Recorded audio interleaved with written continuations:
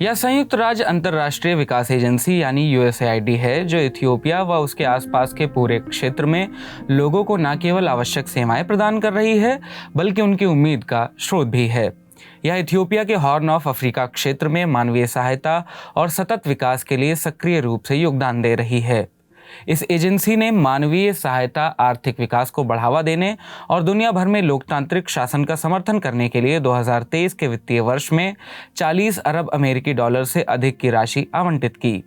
USAID की सबसे बड़ी धनराशि में से एक इथियोपिया के लिए थी, जो 1.676 अरब अमेरिकी डॉलर थी, जिसका उद्देश्य सूखा, संघर्ष और खाद्य असुरक्षा से निपटना था, क्योंकि इथियोपिया 2 साल के लंबे गृह युद्ध से उबर रहा है। वर्तमान में 2 करोड़ इथियोपियाई नागरिकों को मानवीय सहायता की आवश्यकता है। यदि वित्तीय सहायता में कटौती की गई तो यहाँ अकाल जैसी गंभीर स्थिति पैदा हो सकती है। इसके बावजूद हाल ही में नीतियों में बदलाव की आशंका है, क्योंकि ट्रंप के नेतृत्व वाली अमेरिकी सरकार बजट में कटौती पर विचार कर रही है, जिससे पूरे विश्व को दी जा रही सहायता पर असर पड़ सकता है। नवंबर 2024 में यूएसएआईडी ने 31 मिलियन अमेरिकी डॉलर के markets for sanitation M4S project की शुरुआत की। इसका उद्देश्य 5.4 मिलियन यानी 54 लाख इथियोपियाई नागरिकों को स्वच्छता सेवाएं प्रदान करना और 1,80,000 महिलाओं व लड़कियों को मासिक धर्म के दौरान इस्तेमाल होने वाले स्वच्छता उत्पाद उपलब्ध कराना है। इसे दीर्घकालिक स्थिरता की दिशा में एक महत्वपूर्ण कदम बताया जाता है।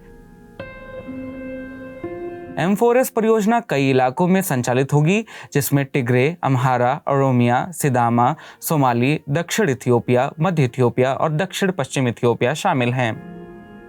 इसका उद्देश्य प्रतिस्पर्धी स्वच्छता बाजार को बढ़ावा देना है, ताकि स्वच्छता से जुड़े उत्पाद और सेवाएं सस्ते और आसानी से उपलब्ध हो सकें। साथ ही इस बाजार आधारित समाधान के माध्यम से दीर्घकालिक स्थिरता सुनिश्चित हो सके। यूएसएआईडी इथियोपिया मिशन के निदेशक स्कॉट हॉलैंडर का कहना है कि हमारा मकसद बाजार की ताकत का इस्तेमाल करके बदलाव लाना और इथियोपियाई नागरिकों को उनका हक देना है। लेकिन अब यह सब रुकने वाला है। क्यों? क्योंकि जनवरी 2025 में अमेरिकी राष्ट्रपति डोनाल्ड ट्रंप ने एक आदेश जारी किया, जिससे विदेशी मदद, जिसमें यूएसएआईडी की फंडिंग भी शामिल है, को रोक दिया गया। यह कदम उनकी अमेरिका फर्स्ट नीति के तहत उठाया गया है। आलोचकों का कहना है कि यूएसएआईडी की सहायता में कटौती न सिर्फ लोगों की तकलीफें बढ़ाएगी, बल्कि उन संवेदनशील क्षेत्रों में अमेरिका के रणनीतिक प्रभाव को भी कमजोर करेगी, जहां चीन और रूस तेजी से अपनी पकड़ बना रहे हैं। साथ ही इससे यह भी पता चलता है कि अमेरिका की नीतियों में वैचारिक बदलाव आ रहा है। इतिहास भी इस बात की पुष्टि करता है। द्वितीय विश्व युद्ध के बाद अमेरिका की मदद से यूरोप और पूर्वी एशिया में स्थिरता आई। इससे अमेरिकी नेताओं ने यह समझा कि विकास के लिए दी जाने वाली इस तरह की सहायता लंबे समय तक सुरक्षा बनाए में मदद करती है। लेकिन अब इथियोपिया को दी जाने वाली मदद बंद करने से सालों की मेहनत और प्रगति बेकार हो सकती है। यह सिर्फ इथियोपिया तक सीमित नहीं है। हजारों मील दूर भारत में भी यूएसएआईडी की मदद से ट्रांसजेंडर समुदाय को नई उम्मीद मिल रही थी। हैदराबाद, ठाणे और पुणे में शुरू की गई मित्र क्लिनिक्स के तहत 6,000 से ज़्यादा ट्रांसजेंडर लोगों को सस्ता एचआईवी इलाज और स्वास्थ्य सेवाएं प्रदान की गई। लेकिन यूएसएआईडी की फंडिंग बंद होने के बाद अब ये क्लिनिक बंद हो गए, जिससे हजारों लोग ज़रूरी इलाज से वंचित रह गए। भारत सरकार के वित्त मंत्रालय की ताज़ा सालाना रिपोर्ट के मुताबिक यूएसएआईडी ने 2023-24 में $750 मिलियन, करीब 62 अरब रुपए के 7 प्रोजेक्ट्स को भारत में फंड किया था।